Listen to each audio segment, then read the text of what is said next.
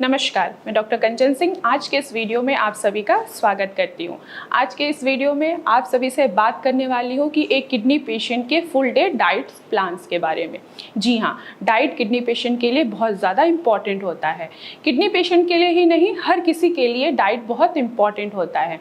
जो भी हम खाना खाते हैं वो सीधा हमारे शरीर में ही लगता है। अगर हम गलत खाना खाते हैं तो हमारा शरीर क्या होगा? अच्छा नहीं होगा। अगर हम अच्छा खाना खाते हैं तो हमारा शरीर हेल्दी होगा।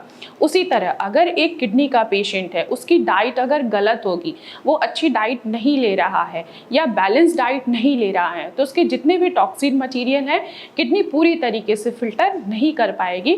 तब आप लोगों को देखने को मिलता है कि जो आपके लेवल्स हैं, खासकर creatinine, blood urea, potassium, phosphorus and sodium, ये क्या हो रहा है? बढ़ता हुआ दिख रहा है। तो एक किडनी पेशेंट के लिए डाइट बहुत ही ज़्यादा इम्पॉर्टेंट होता है। जब भी किडनी का पेशेंट हमारे भारत होम्योपैथी में आता है तो हमारे ट्रीटमेंट का 50% हमारी डाइट होता है।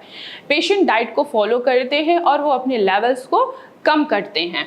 तो आज मैं आपको ऐसे ही डाइट बताने जा रही हूँ जिससे आपके लिए बहुत ज़्यादा बेनिफिट होगा। तो चलिए हम स्टार्ट करते हैं ब्रेकफास्ट से।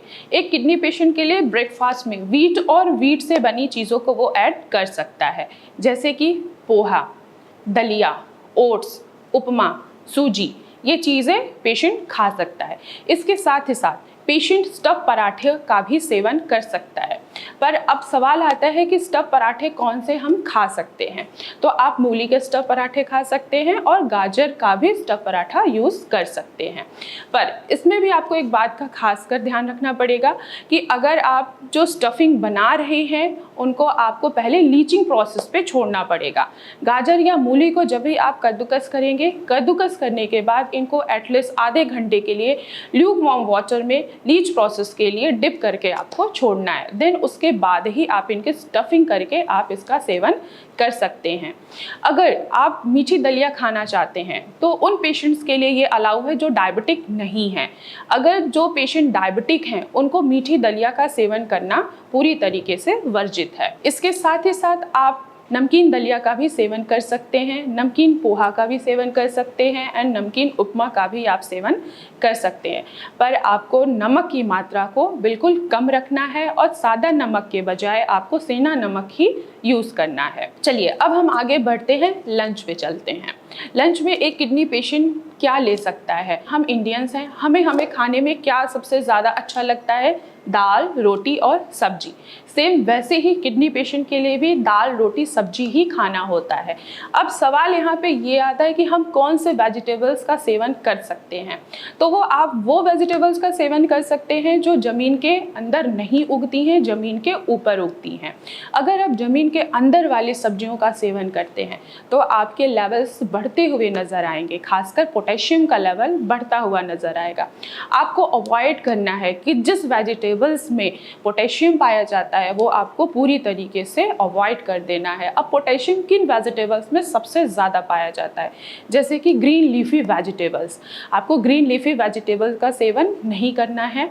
आपको कौन से वेजिटेबल्स का सेवन करना है? जो ज़मीन के ऊपर होती हैं, जैसे कि लौकी, तोरी, टिंडे, इनका सेवन कर सकते हैं। और साथ ही साथ आप रोटी भी खा सकते हैं, पर रोटी आपको हमेशा याद रखना है कि मैदे की बनी हुई नहीं होनी चाहिए।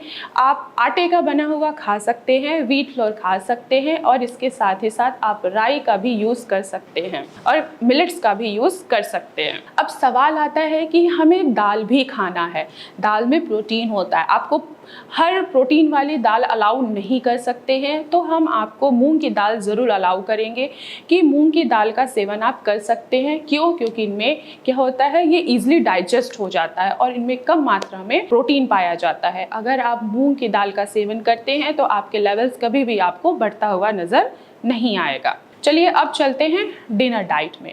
अब आपको डिनर डाइट में क्या ऐड ऑन करना है? आपको कुछ भी ऐड ऑन करने की ज़रूरत नहीं है। जैसे आपकी लंच की डाइट है, सेम आपको वैसे ही डिनर की भी डाइट रखनी है। पर आपको इस बात का ज़रूर ध्यान रखना है कि आपको वही वेजिटेबल्स खाने हैं जिनमें हाई रिच पोटेशियम ना हो और लो पोटेशियम वाली ही डाइट आपको लेनी है। तो मैं आशा करती हूँ कि आज सभी को समझ में आया होगा कि पूरे दिन भर में एक किडनी पेशेंट को क्या खाना चाहिए, क्या नहीं खाना चाहिए। आज की वीडियो में बस इतना ही, फिर मैं मिलूंगी नेक्स्ट वीडियो में। तब तक के लिए धन्यवाद।